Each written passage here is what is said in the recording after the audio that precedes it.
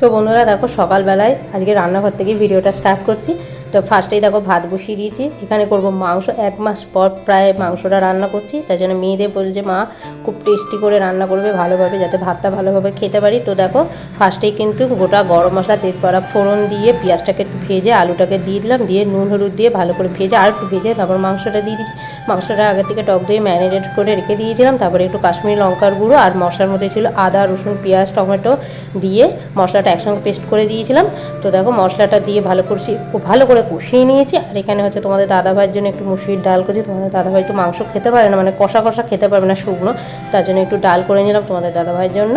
আর ওখানে মাংসটা প্রায় হয়ে আসার পথে, তো মাংসটা আরেকটু ভালো করে কষিয়ে নেবো, নিয়ে অল্প করে জল দিয়ে দেবো যাতে মাংস আর আলুটা সিদ্ধ হয়ে যায়। কেন মেয়েরা করেছি একটু কষা কষা রাখবে, বেশি ঝোল রাখবে না।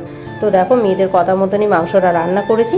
মাংসটা হয়েও গেছে, আলু সিদ্ধ মাংস সিদ্ধ হয়ে গেছে। নামানোর আগে গুঁড়ো গরম মশলা ঘি দিয়ে নামিয়ে দেবো, দিয়ে এবার খেতে বসবো সবাই মিলে।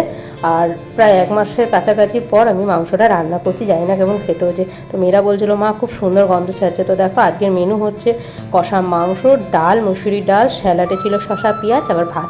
আর মাংস হলো আমার মেয়ে কিন্তু একাই ভাত খেতে চায়, ছোটো মেয়ে। তো চলো সবাইকে খেতে দিয়ে দিয়েছি, আমিও খেয়ে নিলাম।